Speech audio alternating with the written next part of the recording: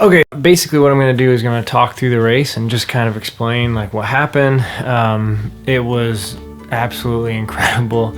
It was so hard. It was incredibly hard. Coming from Indiana, going down to Virginia, in the mountains, just rocks everywhere. Starting at 6 p.m. was a huge challenge, going through the night, and then going through the day, and then going into another night, but ended up finished, which I'm very proud of. Finished in 34 hours and 23 minutes. There were about 250 starters. I finished in about 140th place. My whole goal was to finish, since this was my first 100. Just get it done, experience what it's like to run 100 miles. I wanted a hard race. I wanted to be in the mountains. I wanted a fall race. And then I also wanted a qualifier for Western States and Hard Rock. And this race checked all the boxes. I will put my name in the hat for both of those. Most likely, it's gonna take years to get into either of those, if I ever do get into either of them. And then as far as future plans for next year, I'm not really sure yet. I'm only about 2 days out from finishing Grindstone. I'm just trying to enjoy this finish, and I don't know what I want to do next yet. After doing Grindstone and finishing it, like now I know that outside of the races that are at altitude, I can do any of them. Like Grindstone is well known as probably the hardest, that and Eastern States probably, as the two hardest hundreds that are not at elevation. At least that's what everyone at the race was saying. So here is my finisher buckle. All you gotta do is run 101.8 miles through the mountains in Virginia to get one of these. I'm gonna get a strap for this and wear it proudly. Here's my race bib that I was using. You can see I kind of folded it over and it got really beat up. Over here are 2 punches. This punch was for going up Elliott Knob, and this punch was going up Reddish Knob. And then here, these are kind of cool. Before the race, they sent out these elevation profiles. What I did was I would take these and I would just roll them up, stick them in my vest. Kind of right in this front pocket right here. Since it was in a bag, it was kind of waterproof, and it was a little bit, I mean, it's probably too much material. Probably could have laminated these or something and been smaller, but this was just perfectly fine. But it was really great because it shows each of the aid stations. It shows what each mountain is, the elevation, and so one of the really cool things that helped was during the first half of the race, I was paying very close attention to what elevation each of these mountains topped out at. Really going by that, because so many of these mountains had all these false tops, and then you'd go up again, then you'd flatten out, then you go up again, then you flatten out, then you go up again.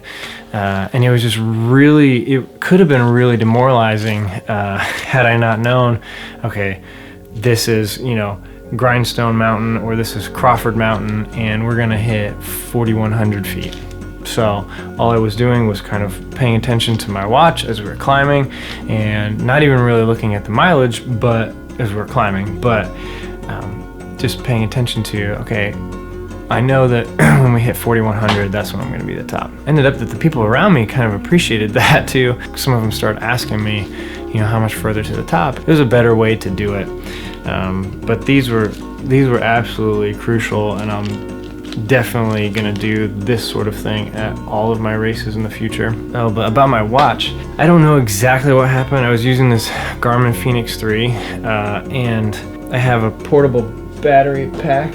I have this, and I was charging it throughout the race, and it was working perfectly fine until about mile like 80 or so.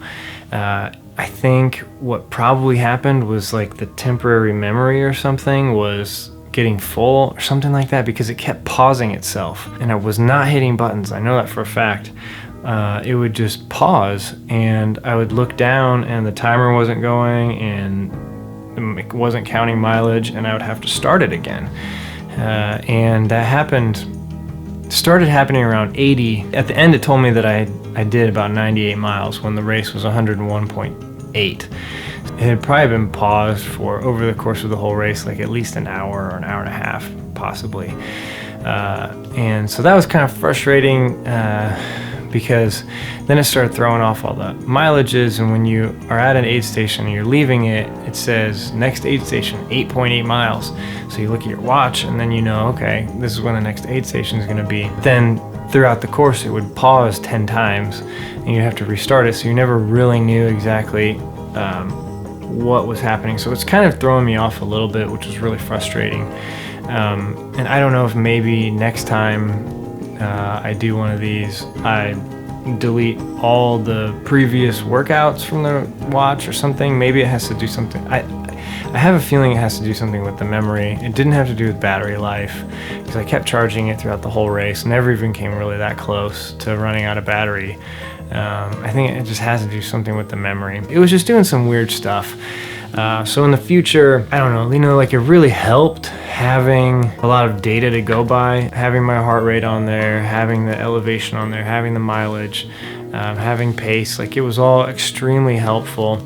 But there was a little bit of mental frustration and fatigue that happened when that stuff started not working anymore. And so in the future, I think just being prepared for that and maybe not totally relying on what elevation you're at would make it a little bit easier. Although when you're climbing a mountain in the pitch black, it's really hard. I mean, you have no idea where you are. But when it doesn't work, you gotta just relax and just let it go. And just keep moving forward one step at a time. We eventually made it to the top of every mountain. Turnaround point, that was at 51.4 miles or something like that. Met up with my pacers and met up with Kara. That was the first time I'd seen her for the whole race, and I'd been going for almost 15 hours. First time I had seen either of my pacers because I met them. I met one of them on Facebook, Gary Peterson, and then Jason Dunsavage was actually my first pacer, but I never even met him on Facebook or anything like that. So got there, the sun had risen, feeling like crap, and I really was, because we had just climbed up Reddish Knob, and that was not a terrible climb, but it wasn't easy either. After got my whole punch on Reddish Knob, came down to the aid station, refueled, changed my shoes. For the first 50, I was wearing Lone Peaks from Ultra, and then for the second 50, I switched into the Ultra Olympus, and oh my gosh, that made such a huge difference. Those shoes are just incredible.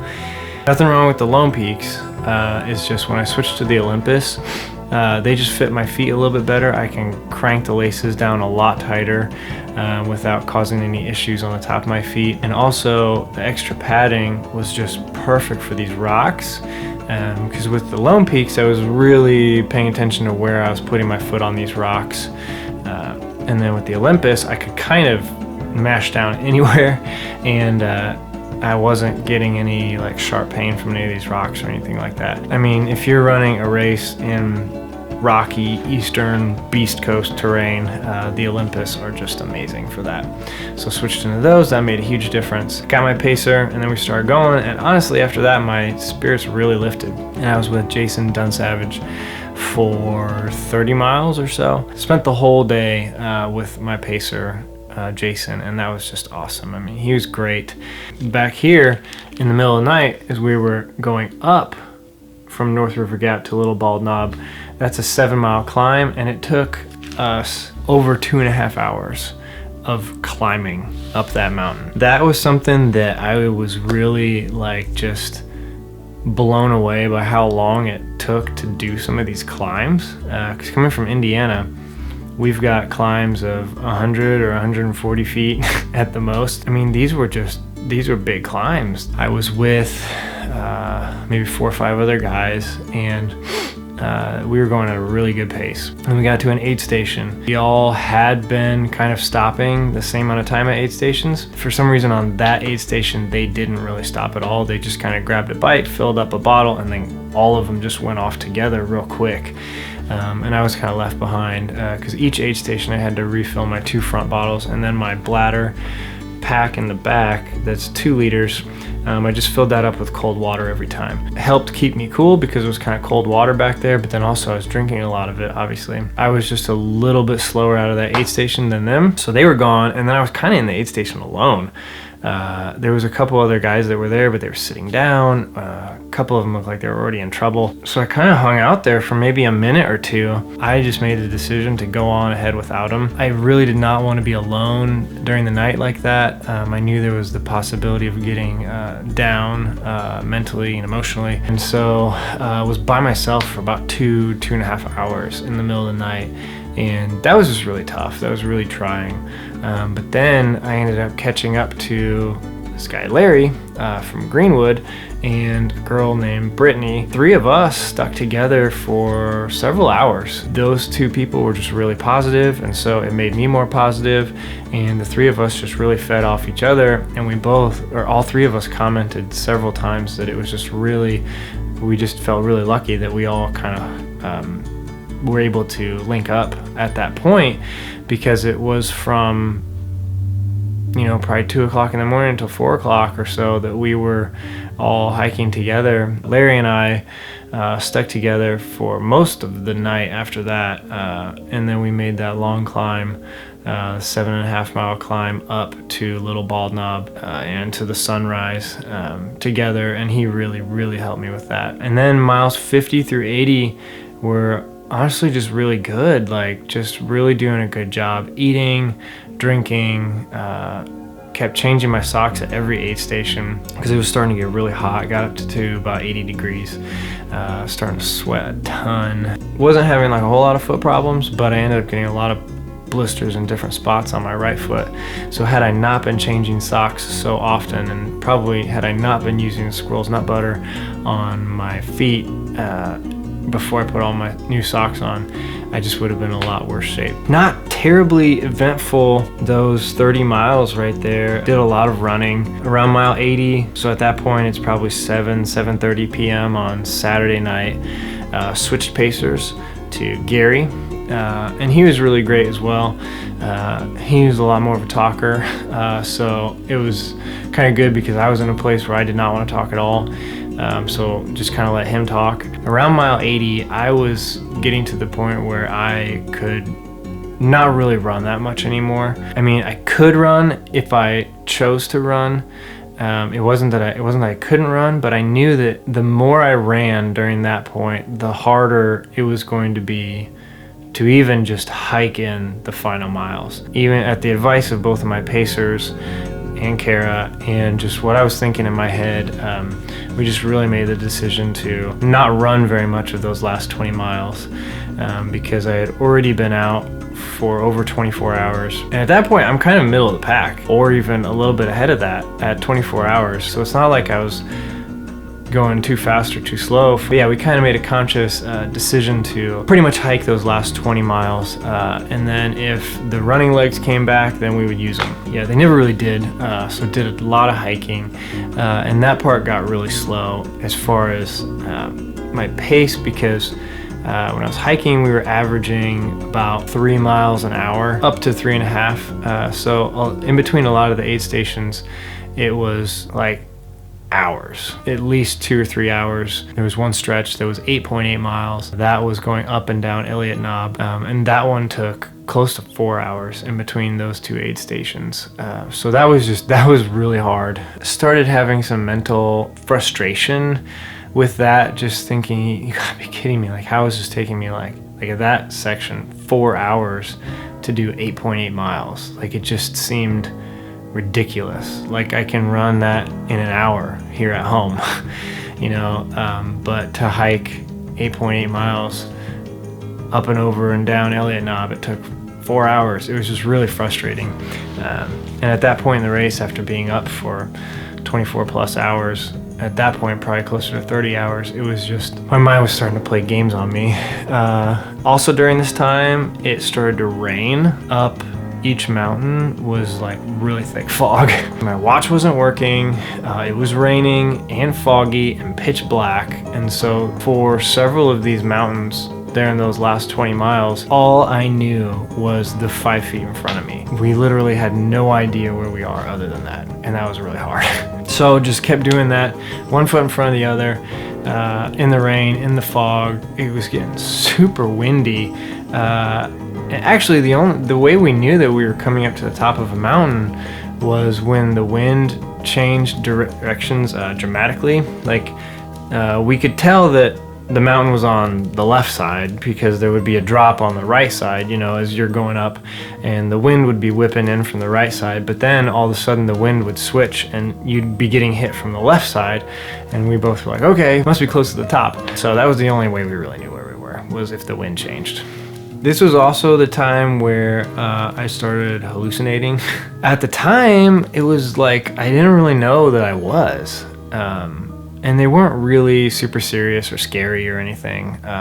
Okay, so the first time I started hallucinating, it was we were hiking and started seeing just all over the ground all these peanut M&Ms. And I could clearly see the M's on each one, which was just wild. And I was thinking, like, who dropped all these M&Ms? Like, this is like someone dropped a massive bag of M&Ms everywhere. And I never tried to reach down and pick one up or eat one or anything like that. After a couple minutes, realized that they're just acorns. You know, that's not too bad. Like, acorns turned into M&Ms, not a big deal. The next one was a little bit more weird. It was on one of these long climbs, and just like all of a sudden, like we would have, you know, you'd have like the slope on one side and then it would drop off on another side. And I'd be going, and then all of a sudden, like, I would just be aware of walls on either side. And it was just like, okay, did we just walk into a tunnel or something? Like, I could still see some of the bushes, but right on the other side of the bushes were these just cinder block walls. And just, we were just walking through a tunnel, but we were still going up the trail, which was super weird.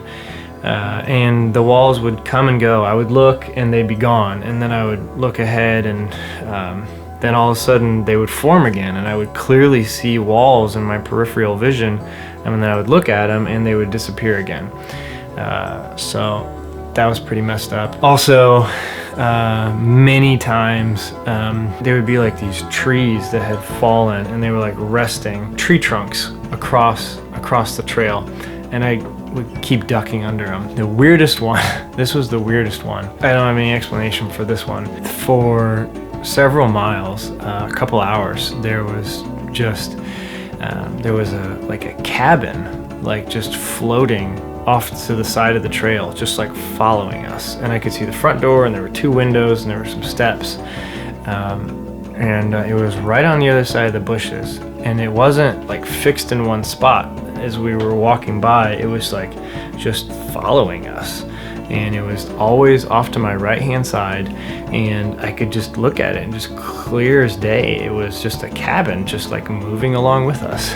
That was really weird. And then the last one, this is the only one that I actually kind of got scared with. We were crossing some train tracks, and off to the right I looked, and probably 50 yards away there was like a little booth with a window, and that was real, but what I was seeing in the reflection of the window was my own headlamp, and as I was moving to try to see what it was, and I was picking my headlamp up and moving it back and forth, the headlamp was moving. I also thought I saw someone else wearing that headlamp waving at us, and then ducking down behind, like below the window, and then popping back up. And even as I'm saying this right now, I'm kind of getting freaked out, because I was actually really scared. It was like somebody was in this booth wearing a headlamp, just waving and ducking down and then popping back up and just waving at us. And I asked my pacer, Gary, I was like, do you see that? Is there someone in that booth? No, man. No one in the booth. And I was like, I'm like watching someone wave at us. He was like, nope, dude, let's keep moving. We gotta keep moving. Like, there's no one there. We gotta keep moving. And I just was kind of frozen, like right in the middle of these train tracks looking at this booth. It didn't stop. Like, it was just so weird. It was just this person standing there waving, ducking, and popping back up and waving. And I'm just like it's giving me goosebumps thinking about it right now. And that was at probably like mile 99 or something like that. I mean, that was super late into the race. And that was the last one that I can remember. Anyway, then finished 34 hours and 23 minutes and got to shake the race director's hand, Clark. He handed me my buckle, this right here, and a finisher shirt, which is a really nice Patagonia, like half zip. Stood there for maybe a couple minutes talking to him. Saw a couple other people come in, finish, that I was right around for the whole day and a half. And after that, went and took a shower. And the crappy part about this is that the shower is like a half-mile walk away from where you camp. And at that point, it's just like when you're done with the race, your legs just shut down.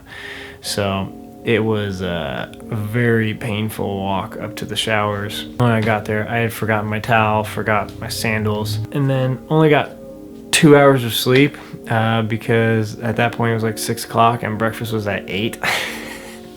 It was just kind of like the post-race like meeting and awards and stuff. I didn't want to miss that. I don't know how much I really could have slept more than 2 hours anyway, because I kept waking up every 15 minutes with some sort of pain. But yeah, and then we packed up and loaded the Jeep and started driving home. So that's that. I'm super happy with how it all turned out. Extremely proud that I was able to finish it with this Indiana boy that has no mountains around. Clark actually joked with me about before the race. I introduced myself to him and he asked where I was from, and I said Indiana, and he just started laughing. He goes, "Lots of mountains to train up there, huh?" And I was like, "Yep, there's about one hill that I run up and down every Saturday and Sunday."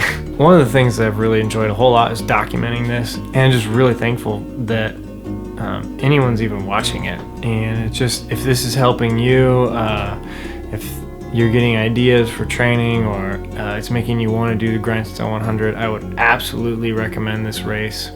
It is a beast of a race. It is very hard. I would call it technical because I'm from Indiana. There were some people at the race that said it wasn't technical. You really couldn't take your eyes off the trail. A lot of the rocks were loose up top on these mountains. These rocks were just laying there loose, and I don't know how the fast guys did it, but every time you stepped on one, they would move and shift. And I mean, if you were just in a line of people, you could just hear all these rocks shifting around as you're running down them or climbing up them. And then even when there was dirt, there was roots everywhere and random rocks. I would have fallen really bad once, but my poles caught me. And I can't say enough good things about those poles. They are just amazing. Like, would have been a totally different experience without those poles. Would have been so much slower, so much more fatigue on my legs. Just really, just absolutely amazing. But yeah, I think that about wraps it up. If you have any questions or comments or anything, let me know. I would love to hear what you thought about this whole series. I think this is probably going to be the last video in the Grindstone series, and then I'm going to figure out kind of what's next. Start training for that. As far as time off, I'll probably take a couple weeks, 3 or 4 weeks of just not much of anything, just kind of running for fun, maybe not even running with a watch. Yeah, that's it. Thank you for watching. I hope I've encouraged you to get out there and do some more running and try a mountain race. My next adventure is coming. Don't know what it is yet, but it is coming, and I'll be documenting that too. So thank you for watching, sharing, commenting, liking, all of that. I'm having a good time, and I hope you are too. So thanks. Bye.